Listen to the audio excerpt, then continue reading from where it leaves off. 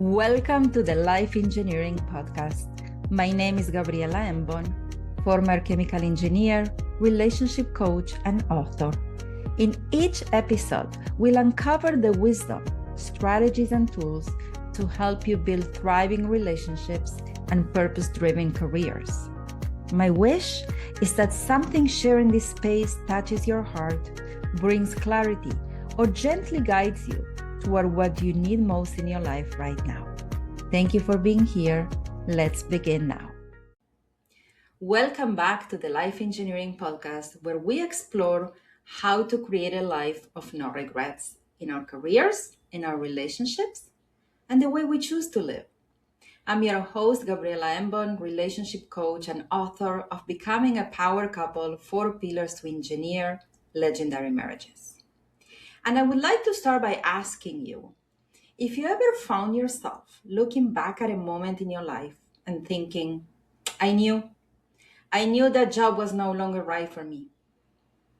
I knew that version of myself was too small. I knew I was staying out of fear. I knew something needed to change. But I waited. I waited until I was exhausted. I waited until my body started speaking louder than my mind. I waited until life made the decision for me. And that is what today's conversation is all about. Because not every transition is random. Not every life change comes out of nowhere. Sometimes what we call an unexpected transition was actually a whisper we ignored for too long. And here's a powerful question. What if we didn't have to wait for the crisis? What if we could learn to listen earlier? What if we could course correct, my favorite word, with courage instead of being pushed by pain? What if agency, another favorite word, is not only about how we respond after life changes, but also about how we choose before life forces the change? And this is why I am so excited for today's conversation with a very, very dear and special guest. And today we are talking with Tania Chomyk. Tania is a life transition expert. She's a speaker, she's an author, and she is also an educator who helps people navigate life transitions with greater clarity, courage, and purpose. She's the creator of the Be the CEO of Your Career and Life framework. And she supports people through both chosen and unchosen transitions, career change, loss, identity shifts, reinvention, and the moments where life asks us to become someone new. She's also the author of Bringing Light to Loss, a memoir about the transformative power of acceptance in the grieving process. And I love this so much. Hear this. Tania's 6-word bio is always finding light even in shadow. That alone tells you the depth of this conversation. Tania, I'm so excited because today we're talking about transition, but not only as something that happens to us, we're talking about transition as an invitation, a wake-up call, a course correction, a path towards what I believe the most, creating a life of no regrets. Welcome, Tania. So excited to have you here. Thank you so much, Gabrielle. I'm really excited to be here and to dive into this conversation with you today. So yes, transitions, all about transitions today. I know. And we started talking before the recording, and I said, let's pause because we're going to do this podcast before we start recording. Okay. There's so much to unpack here. But before we go into the framework and the deeper questions, I would love for people to get a sense of you. You work with life transitions, career transitions, grief, identity reinvention, and resilience. But I can also imagine that this work is not just professional for you, it's also personal, right? So could you share with us what led you to this work? Why transitions? Oh, thank you, Gabriella. That's a great question. I think when I think about transitions, I think about them as they're part of life. It's a flow of life. And we're all going to go through all kinds of transitions in life because we're going to start something, we're going to reach a peak, and then it's going to end. And then we're going to continue on that journey. So if we can start seeing life as it's always in flow, then we can accept the transitions that come to us. And I think I was called to do this work because it's through the experiences that I personally lived, and echoing what you had said earlier is some transitions that we foresee and then we actually call upon to make those changes, and others that just come to us unexpectedly, really change the course of our lives. And so I experienced both. And having gone through that experience, probably the one that, shook me in my earlier years was the one that was sudden and through the loss of my son. And that happened 28 years ago. And I think all along from that journey of what I went through, the healing and the process brought me to the place of what I'm meant to be doing today, which is bringing light to others by really truly owning who I am and who I've become through that process. I love that, who I am and who I become, and honoring you. You talk about your core values previously. You want to share a little bit about that? That's, I'm sure, part of owning who you are, owning your core values. How do we discover our core values and own them through the transition? What role do they play in transition? Oh, they play a huge role. And I think we underestimate how much values play a role in our decision-making process, and understanding that values, it's not enough just to identify them. I can say, yes, these are my 3 core values. It's freedom, it's creativity, it's relationships. I won't get into what each one means, but what we need to do is understand that I can name them, but we need to be living them. We need to embody those values. And when we know what those values are and we feel that we can embody them, the values kind of become that compass for us. And then that compass leads us to make decisions that align with the direction of our purpose or where we want to be going. And so I think I've realized that a lot of the values that we possess, actually, we've had them all along. We've had them in childhood. We just became too adult-like to recognize them, to maybe put language to them, and to come back to them, because that's the true person that we are from when we were young. And all along, we're kind of changing and shifting. Not to say that some of our values don't change, and they can, but it really does speak to who you are as an individual, and they help guide you in terms of being aligned with where you want to go. Thank you. That's very, very reassuring, what you just mentioned. But I want to ask you another question, because as I was preparing for this episode, right, I kept thinking about, when we think about transitions, we usually refer to unexpected transitions. And of course, some transitions do arrive without warning, as you share, like a loss or a diagnosis or a job ending, or a relationship ending. But there are also other transitions that might feel unexpected, but when we look back, we realize that the signs were there all the way, right? We could hear the whispers. There was discomfort, there was a loss of energy, there was a quiet knowing that something no longer fits, there's a misalignment here. So I want to begin there and ask you, what are the signs that a life of that a career, let's put it away. Let's talk about career. What are the signs that a career is calling us to realign? Yeah, that's a great question. So, and like you said, it's the quiet whispers that we have to pay attention to and that we don't always pay attention to. And I do believe that timing has a big factor, and expectations of others has a big factor to play in how we're going to make a decision about that. So you could be in a career that you were so energized and so happy, and all of a sudden you're feeling stagnant. You're not feeling it anymore, right? These are the quiet signs that you're saying to yourself, okay, what is happening here?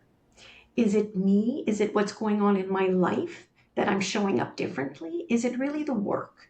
Is it the environment? Is it the people? Right? And so those questions that we have to take a pause and ask ourselves, what is really happening here? Because the reality is, we sometimes find ourselves in positions that we wanted, we strived for, we got it, and then realize that that's not where we want to be. So to come back, let's say, to the point that you raised earlier about course correcting, what I'm seeing is a lot of people are going into a certain direction, and then they discover that, oh, I'm in here now, and I realize that this is not what I want to be doing. I went into urban planning, and now that I'm working as an urban planist, it's not satisfying me. So what do? Do I stay in this and see how this will navigate for me? Do I still stay open to it? Or do I go into something else that I'm starting to feel passionate about and make that shift? Now, often I tell people that sometimes we stay in a place consciously, knowing that we want to go in a different direction, but that we're pacing it and we're consciously knowing that I'm heading here, but right now I can't make that shift. I'm going to stay here for a little bit. That's when we are very consciously aware. We have to get to that place of awareness to be able to say that, because then we're okay with that decision. I'm staying in this for 6 months because I'm going to transition out, but I need to see, where it's going to take me. I'm not going to react quickly. And I think it speaks to a lot of how people react to the transitions. Are they reflecting? Are they reacting? And this is where the whole piece of self-awareness comes in. So how do you help somebody differentiate or discern if the transition is calling to, find a new job or start do a career change, or it's more like an internal transition? Okay, why is it this no longer aligning? Maybe what I need to work on is myself rather than change my environment. How do you help people discern whether the transition has to start internally or externally? Yeah, that's a great question. And I think it all comes back to the internal. It really does speak to what's going on internally with you. I think that asking those, questions in terms of, if I was happy in this job 2 weeks ago and I'm not happy in it today, what changed from 2 weeks ago? What am I experiencing today that I didn't experience 2 weeks ago that probably could speak to, is it the job or is it me? Is something else going on with me? So I think people don't take the time to do this reflection, to do this kind of introspection thinking, not the thinking where the noise comes in, where there's all these things and saying, oh, do this. No, take a step back, pause, like you said, and do these exercises in terms of figuring out, okay, these are my values. These are the things that are important to me. Understanding what they are, understanding what are my strengths, what do I want to bring out to the space, into the world, and am I using them? And if I'm not using any of them, or I'm not feeling I'm using them anymore, that's when we start feeling misaligned. And that's when we have to ask those questions. So this is deeper now.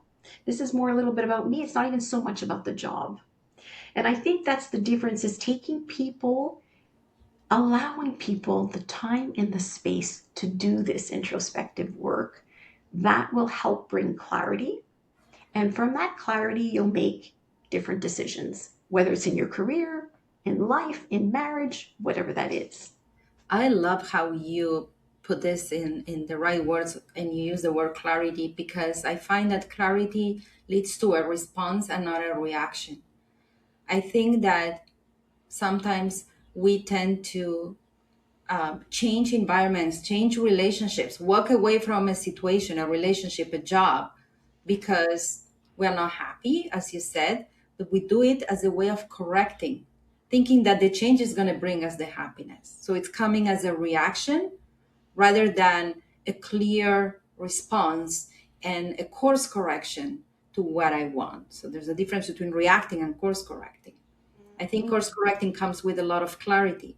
And sometimes there's another limiting pattern. So I see that as a limiting pattern, and then we can have another one when we know it's time to course correct. We know what we want, but we stay stuck and wait too long. Why do you think we stay stuck and wait too long? Well, people stay stuck in the way too long because it's comfort. And everybody wants that security, that comfort, because stretching ourselves to the unknown creates discomfort. Now I'm in a new arena. It's going to be messy. What is this going to look like? What people don't realize is that when you get into the messy, into the arena, that's when you're learning more about yourself. That's when you're discovering things. And actually, that will lead you to that inner calling, because now you're working towards what is more aligned with where I want to go and where I want to be. It really becomes that. So if we stay in the same space and we avoid the fear, because fear says, stay here, it's safe. Don't make the move. It's good. But we're stopping ourselves from progressing and growing and moving because life keeps going. So not to say that, hey, you're happy in your job, you're comfortable, that's fine. And that's okay for certain people. But at some point, something may shift for you. And what we're saying is that listen to that.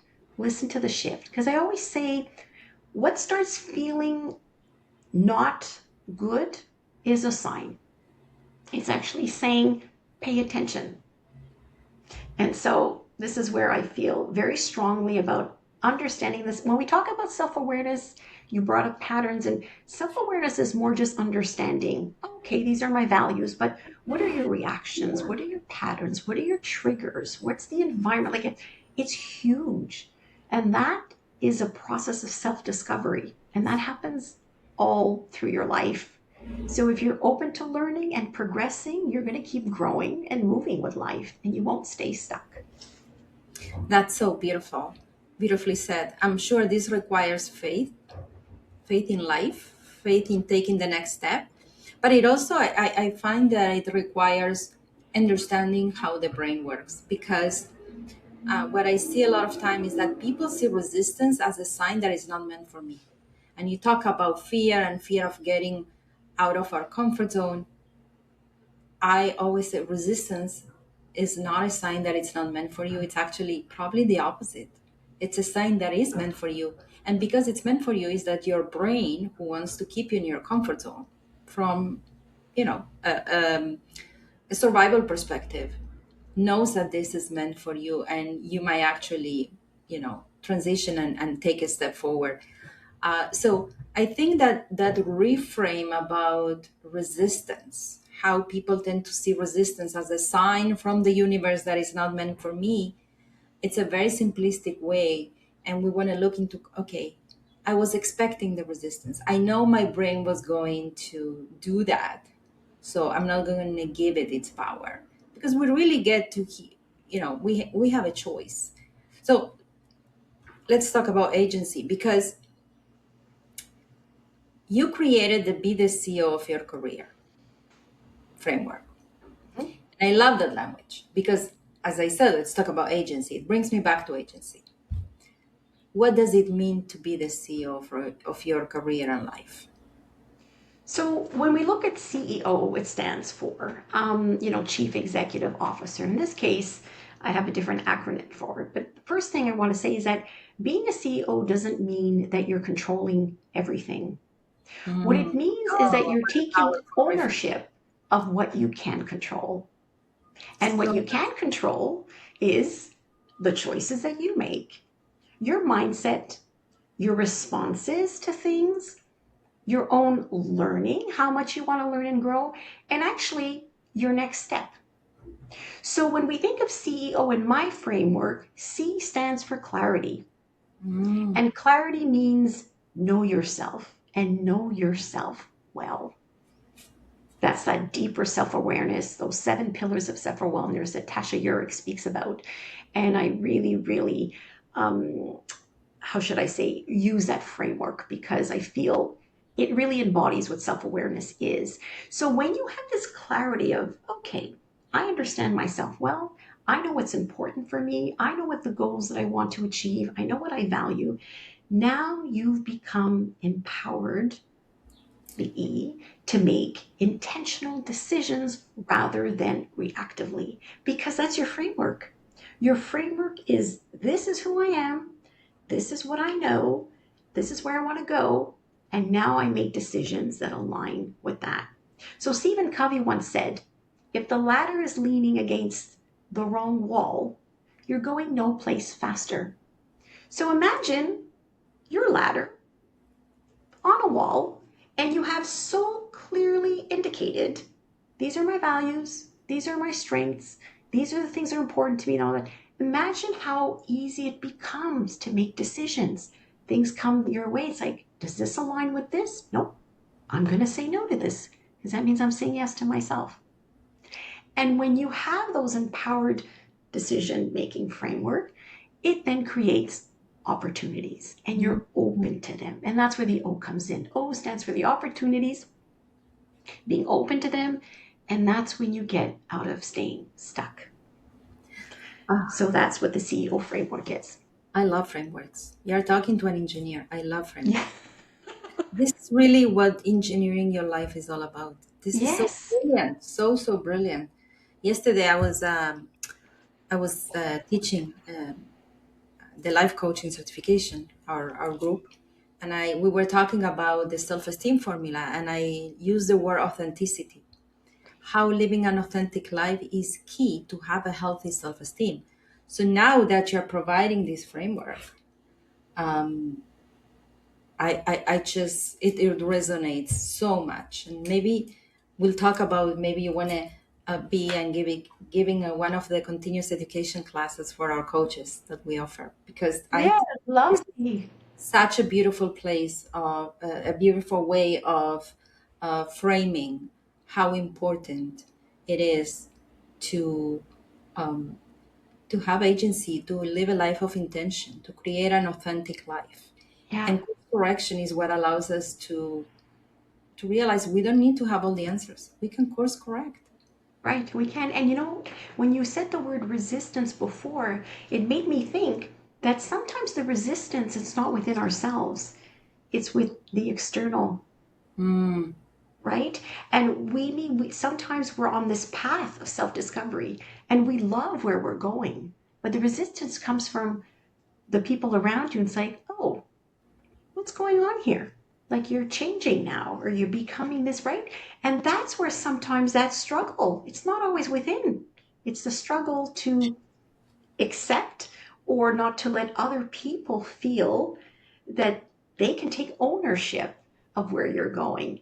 And that's where sometimes people get stuck. People struggle because you're going this path, but maybe your significant other, maybe other people, they don't necessarily align with where you're going. And that can be a bit of a challenge. So glad you brought that up. In my book, I describe a moment where I told my husband that I wanted to do a career change. And then I always, when we get to the final part of the program, I tell the coaches, don't forget to bring your family in this with you. Let them know you have graduated. Let them know this is what you're studying. Let them know you're going to need their support. Speak with your spouse of how long it's going to take for you, let's say, to bring the same level of income if you transition from one job to another. Getting the same page. This is where communication is so crucial, right? So right. The people who love you want to support you. But if they don't know, they're going to be... I remember when I did the career change, we sat with my husband and we planned, and we knew we had a 2-year window to build myself up again financially. And that allowed me to take those 2 years and to do that at my pace. But hadn't we coordinated that, he would probably be thinking, what is she doing? Why is she making enough money? Right? So this is where communication, coordination, and collaboration is so important. So we can have this agency while also living with the people we love. It's not us or them. It's not I either do what I need to do and disconnect from others. No, it just requires the 3 C's, the communication, coordination, collaboration. Yeah, I love that, because they're part of the journey too, right? Exactly. You're not alone in this journey. None of us are alone in our journeys. We have people, we have our support, we have our family, so they need to be part of that. Or we bring them in so that there's an awareness that they see that, okay, you're feeling a little off because I'm in the process of doing something deeper, and so I need this space, I need this time to reflect, right? So being open about that. A lot of people will keep it to themselves and then share later. And it's like, so you raise a great point, communicate, share, let people know what's going on, because often they'll be the ones to help support you. Absolutely. So, I want to explore the concept of agency before crisis. Many people only make changes when they're burned out, resentful, disconnected, or depleted. When it gets very difficult, or they wait to be, to be told bye bye. Like, I couldn't make the move, so I waited to be fired. Um, what would it look like to practice agency early on? And why do you think so? I have two questions for you. What would it look like to practice agency earlier before it's too late?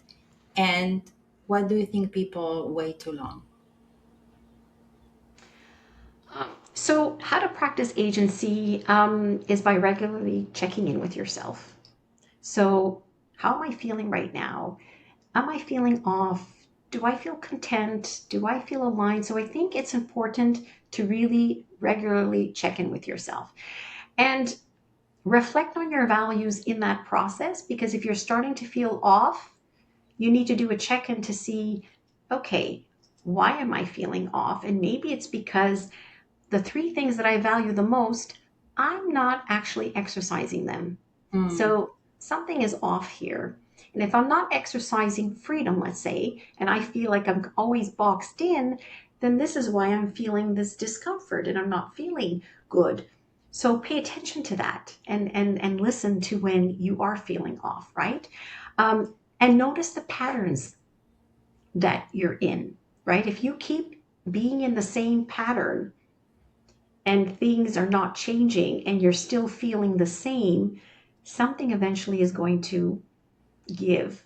So it's being mindful of that and how are you responding to things. And when we make small adjustments, even just a mm, small adjustment, instead of waiting for that breaking point, because the breaking point will happen.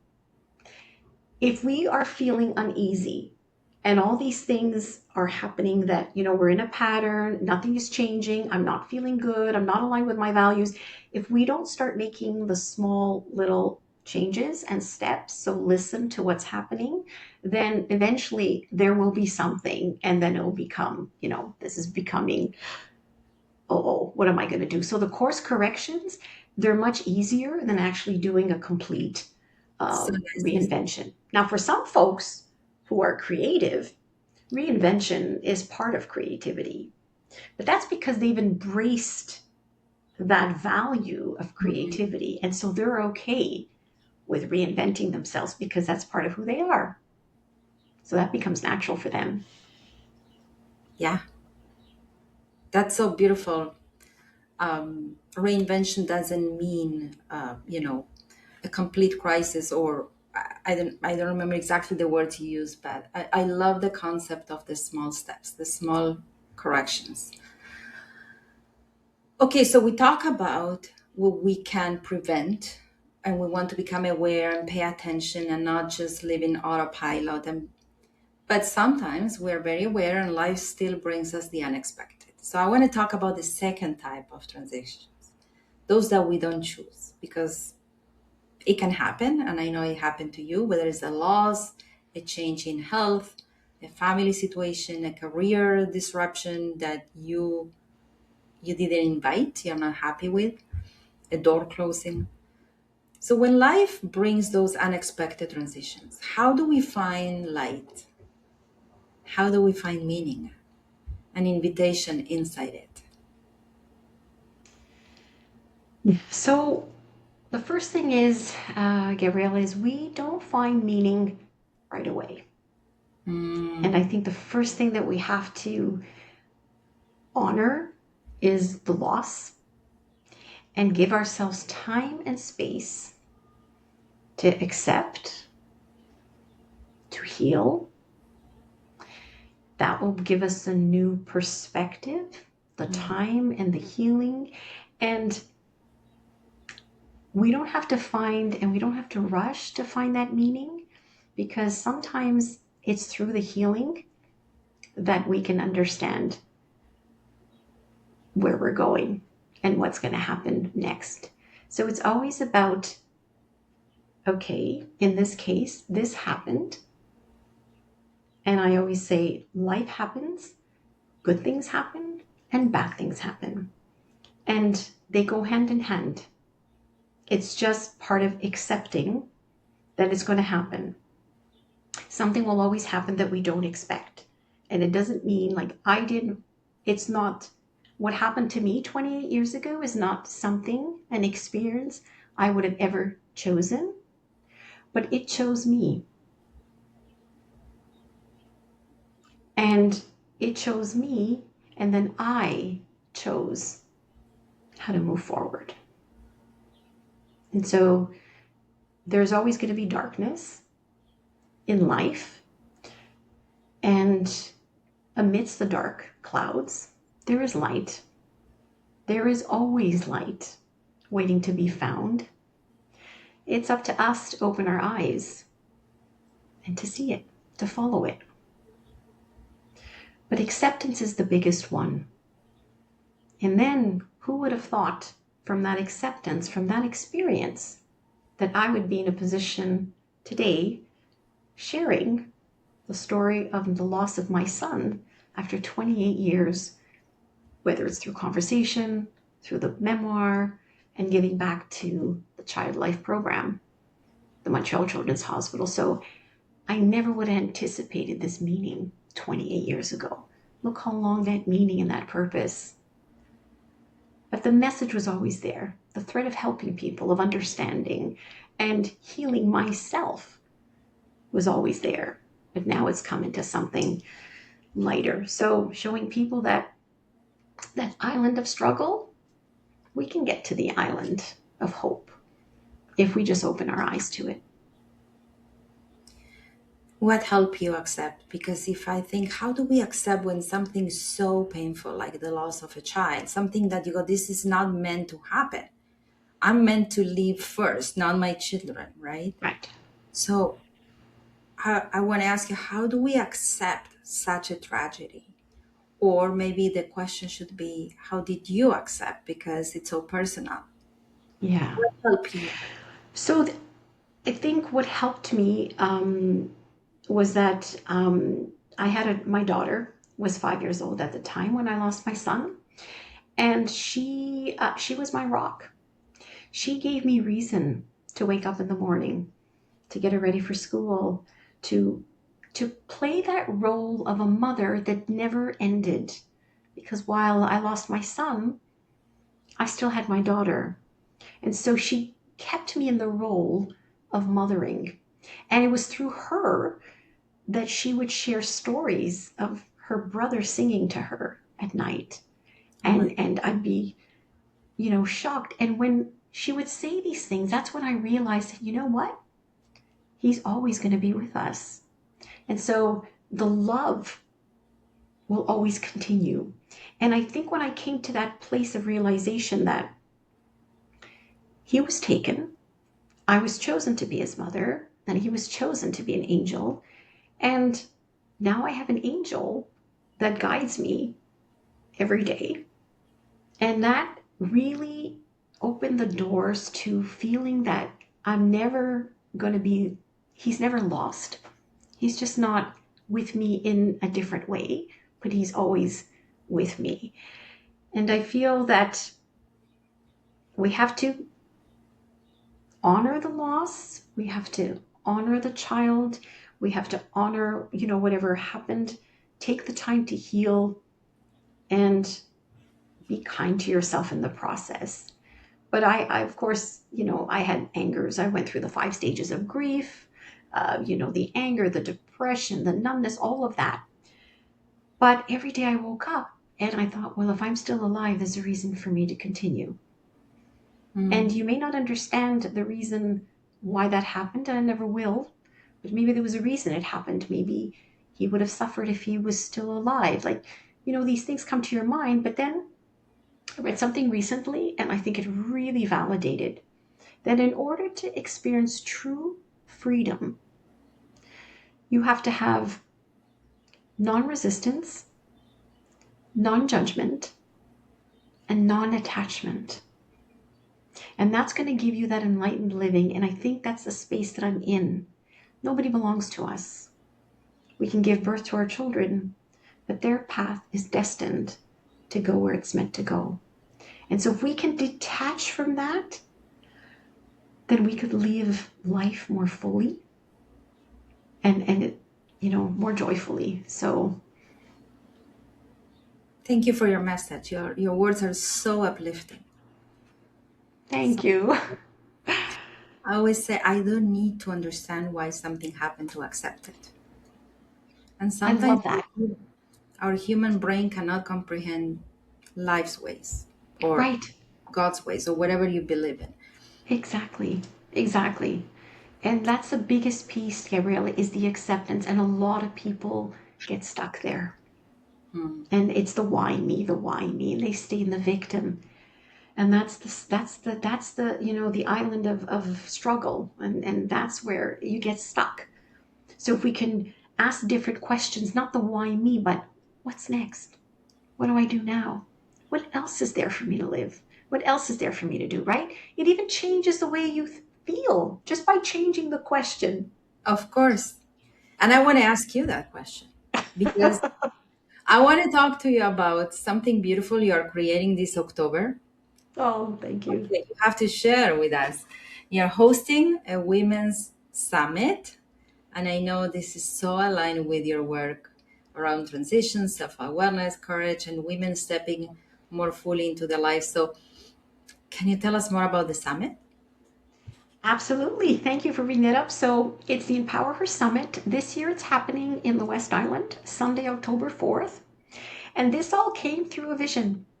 2 years ago, I was wrapping up the Be the CEO of Your Career Life program with a cohort of women. And at the end of that, we decided we're going to do a vision board.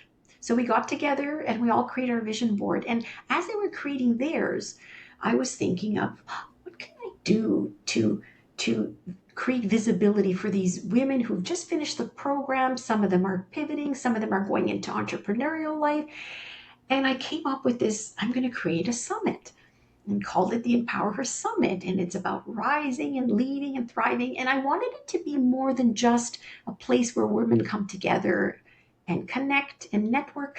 I want them all to leave empowered and inspired by gaining some resources, some tangible tools that they can leave with, and things that spoke to them, to their emotional well-being, their physical well-being, spiritual well-being. I wanted there to be workshops, so bringing that teaching lens in there. So there's workshops, facilitated theme discussions happening in the morning, happening in the afternoon. This year we're going to have a panel discussion, and the topic is breaking through the next level mindset. And 4 panelists will be there, women who've gone through their own journey of rising, leading, and thriving. And also, we've added the Empower Her Impact Award this year. So we want to recognize a woman in the community that's made a difference. And we're not looking for specific women with big titles. We're looking for women who have made an impact in their community, in their own lives. And so we have that going this year. So we're very excited. We also have places where if women are just starting off and they want to showcase some of their products or their services, there's some resource tables as well. So it's going to be a day filled of inspiration, but where women can feel seen, heard, and valued, inspired. And we're really hoping for a great turnout. Last year we had over 110 women. And this year we're hoping for 150. So we're excited. And excited to have you as one of our facilitators for one of our themes. So that's going to be wonderful. I'm so looking forward. Where can women register? Where do they go to register for your event? Right. So very simple, empowerhersummit.ca, all one word. And you'll recognize it right away because you'll see it's being held at the Hilton, the Hampton Inn by Dorval. And yeah, when you go on the website, you'll be able to purchase your tickets. Or if you're on Eventbrite, it's also there as well. So empowerhersummit.ca. 2026, actually, we added the year 2026. Thank you, Tanya. Thank Thank you. you.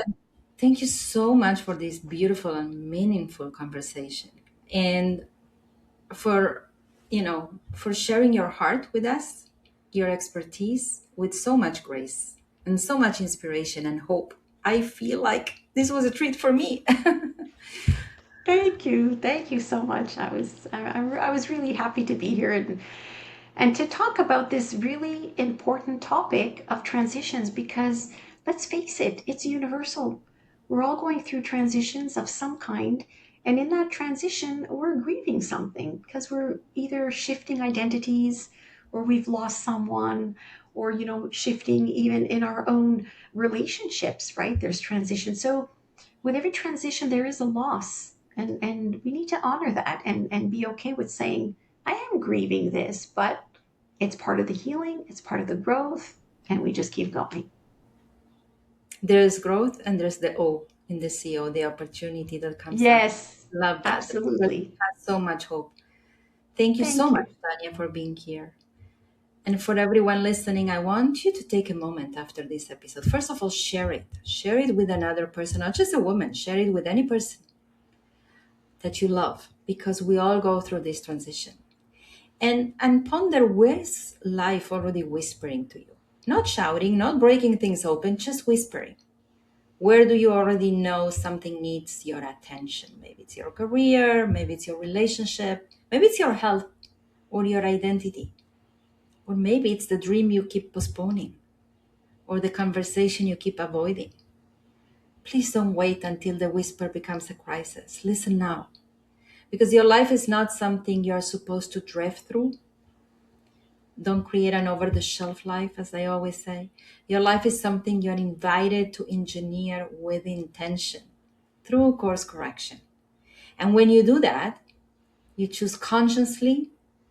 When you course correct with courage, you honor your values. When you listen to your inner wisdom and the values, as Tanya mentioned, you begin to create the kind of life we talk about here every week, a life of no regrets. So thank you for joining us in the Life Engineering Podcast. If this episode spoke to you, again, I ask you kindly to share it with someone who might be navigating a transition right now, or someone who needs permission to listen to what life is already trying to tell them. And remember, you cannot always choose the transition, but you can choose how you navigate it. Thank you and have a blessed day.